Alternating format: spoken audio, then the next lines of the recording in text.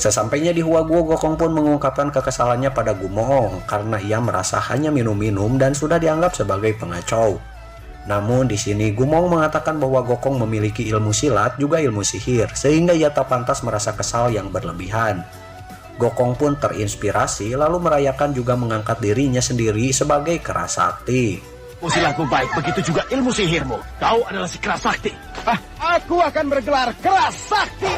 Dengar semuanya. Kalian bersenang-senang. Dan Kami bersalah.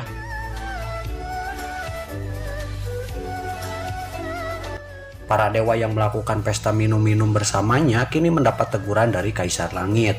Ia pun mengutus Dewa Erlang untuk menangkap Sun Gokong. Namun, lagi dan lagi, Tai Pei membelanya karena ia pikir jika menyerang Gokong maka akan membuat kerugian yang sangat besar. Tai Pei pun menyarankan agar Kaisar meresmikan gelar Kerasakti pada Sun Gokong. Namun, gelar ini hanya gelar semu yang diberikan dengan tujuan agar Gokong merasa senang sehingga ia tak kembali mengacau. Hanyalah gelar yang semu belaka, agar tidak mengacau lagi. Yang hamba sarankan, perangan pun tidak mungkin terjadi.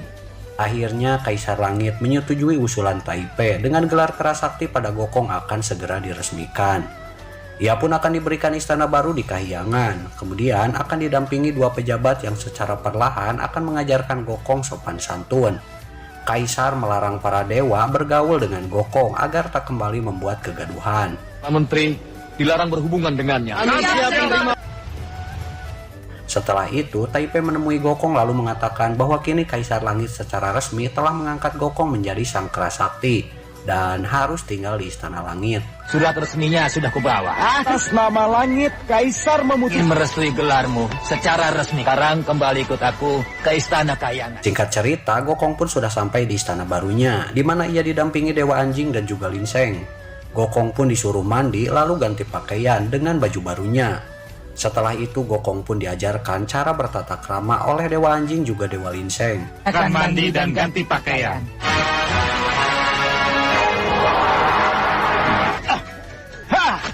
Mohon Tuan tenang, hati-hati memakainya. Mohon Tuan tenang. Tangan kiri memegang ikat pinggang. Tuan, apa Tuan? Namun karena ini Sun Gokong, ia pun malah pergi mencari dewa lainnya untuk diajak bermain. Dan Gokong pun heran karena setiap dewa yang ia temui selalu kabur menghindari bertemu dengan dirinya. Sebetulnya mereka sangat ingin bermain dengan Gokong, namun Kaisar melarang mereka dengan tujuan agar tidak terjadi keributan di Kahyangan. Mau pergi kemana? Baiklah, pergilah kalian semua. Gokong pun terbang ke sana kemari mencari dewa untuk diajak bermain. Sampai akhirnya ia bertemu dengan dewa telanjang kaki yang tak bisa lagi kabur dari Gokong. Ia pun terpaksa mengatakan bahwa akan ada pesta buah persik di tempat Mahadewi. Dan hal ini membuat Gokong heran karena ia tak diberitai. Dewa tersebut juga mengatakan bahwa Kaisar melarang para dewa bergaul dengan Gokong dan ia memohon agar Gokong tak mengatakan pada siapapun bahwa ia yang memberikan informasi tersebut. Kaisar melarang kalian bergaul denganku. Tuan. Tentu saja Gokong sangat kesal mendengar hal ini. Tak lama kemudian Anjing dan Linseng pun datang meminta Gokong segera pulang. Karena marah, Gokong pun mengambil tongkatnya lalu ia pukulkan ke arah Anjing juga Linseng. Dan tiba-tiba pukulannya ditangkis oleh Dewa Erlang. Dewa Erlang melarang Gokong memukul kedua dewa tersebut. Namun Gokong yang marah, ia pun berkata bahwa ia tak takut pada Kaisar. Dewa Erlang yang terpancing emosi, ia pun mengatakan yang sebenarnya bahwa gelar Kerasakti diberikan agar Gokong tak berulah.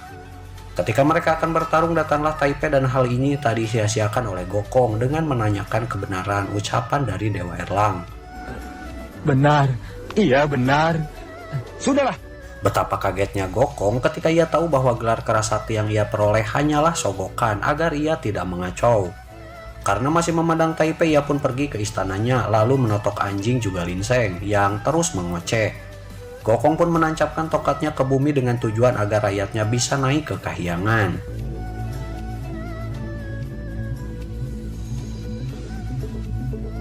Kalian tertib saat aku tidak ada. Ayo.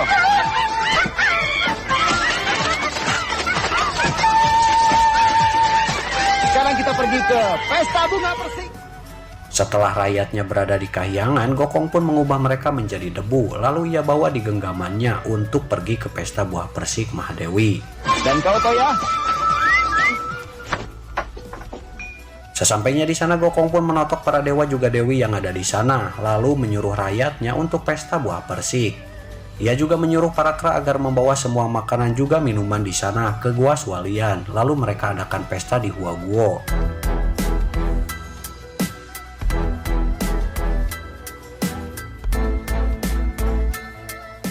Kaisar Langit yang mengetahui kejadian tersebut, ia pun sangat murka, lalu memerintahkan Dewa Erlang untuk memimpin 100.000 prajurit dan menangkap Sun Gokong. Baik Yang Mulia.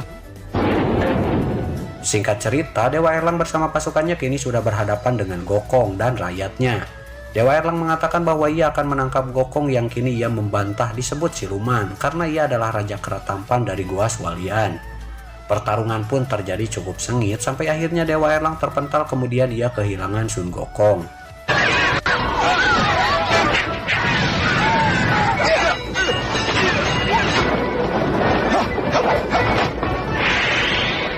Dewa Erlang kembali ke kahyangan untuk meminjam cermin sakti dan melihat keberadaan Sun Gokong, dan ternyata Gokong berada di kuil Dewa Erlang yang akan mengacaukan kuil tersebut. Di kuil Dewa Erlang. Baiklah, akan kukacaukan kuilmu dulu. Gokong terlihat mengubah dirinya menjadi wujud Dewa Erlang lalu masuk ke dalam kuil. Ia pun meminta penjaga di sana melaporkan permintaan umat. Para penjaga merasa kaget karena Dewa Erlang mengabulkan semua permintaan umat. Bahkan hal yang sangat mustahil pun ia kabulkan. Hal ini sengaja ia lakukan agar Dewa Erlang hancur. Para penjaga pun tak bisa menolak, lalu mereka keluar dan dikejutkan dengan kehadiran Dewa Erlang yang asli, di mana ia mengatakan bahwa di dalam adalah Sun Gokong. Malah diberi keberuntungan. Jangan melawan perintahku. Cepat kalian pergi. Cepat pergi. Hajar dia Sun Gokong. Dan telah Dewa Erlang pun bergegas masuk dan hendak memukul Sun Gokong. Namun Gokong menghindar. Ia pun terbang, Gokong pun turun ke bumi dan mengubah dirinya menjadi sebuah kuil. Dewa Erlang yang baru tiba merasa heran dengan kuil yang ada di sana. Dan ketika ia lihat menggunakan mata langitnya, ternyata itu adalah Gokong. Tanpa banyak basa-basi, ia pun langsung menghajarnya, di mana Gokong langsung mengubah dirinya menjadi seekor elang. Melihat hal ini, Dewa Erlang pun memanah burung tersebut sampai Gokong pun terjatuh namun tidak membuatnya terluka.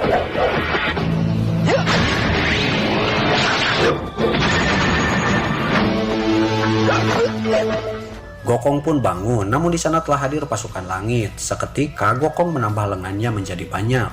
Namun Dewa Li Jing menunjukkan sebuah pagoda ajaib di mana di dalamnya sudah penuh terisi oleh para kera. Ia mengancam Gokong akan membakar pagoda tersebut jika Gokong tidak mau menyerah. akan kubakar sampai lebur.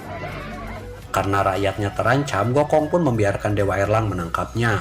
Lalu ia dibawa menghadap Kaisar Langit. Gokong meminta Kaisar membebaskan rakyatnya.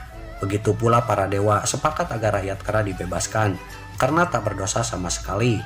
Akhirnya semua itu dikabulkan Kaisar Langit, di mana ia memerintahkan agar Gokong dipancung sedangkan kera lainnya dikembalikan ke Gunung Hua Guo. Seret dia untuk dipancung.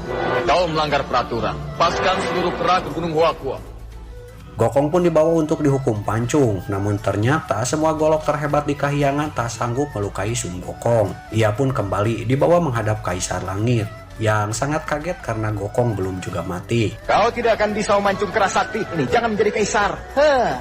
Kalau kau tidak mampu menyelesaikan masalah ini, ayo cepat bunuh aku. Para dewa melaporkan bahwa Gokong terlalu kuat sampai akhirnya Gokong pun diserahkan kepada orang tua Taisang, di mana di sana Gokong akan digodok dalam sebuah wajan raksasa yang sering ia gunakan untuk membuat pil ajaib. Dan diperkirakan dalam waktu 7 minggu Gokong akan hancur menjadi debu. Kera sakti, pergilah. Tetapi kera sangat takut terhadap. Setelah sekian lama digodok, Gokong pun ternyata tidak mati. Kini ia justru mendapatkan mata api karena menelan pil emas ajaib. Ia pun keluar dari wajan tersebut lalu menghajar Taisang. Dan karena ia sangat marah, Gokong pun pergi ke istana Kaisar Langit dan mengacau di sana. Gokong berkata bahwa kali ini dialah yang akan menjadi sang kaisar. Lalu ia menantang siapapun yang bisa menangkapnya, maka silahkan saja. Orang ini bisa menangkapku. Silakan bertindak. Kau tidak bisa dimaafkan. Aku tak akan mengampuni. Kaisar pun sangat marah dan seketika Gokong pun ditarik sesuatu sampai tubuhnya terpental. Cepatlah sadar dan bertobatlah sebelum kau Ternyata itu adalah Buddha Rulai yang menyuruh Gokong segera bertobat karena tak sembarang orang bisa menjadi kaisar. Dengan tengil, Gokong pun menantang Buddha Rulai karena ia rasa dirinya lah yang paling sakti. Buddha Rulai menerima tantangan Gokong di mana jika Gokong sanggup keluar dari telapak tangannya, maka ia akan menyerahkan tahta kaisar pada Sun Gokong. Apabila kau sanggup keluar dari tapak tangan, Kecil. Dengan penuh percaya diri, Gokong pun bersiap keluar telapak tangan Buddha Rulai.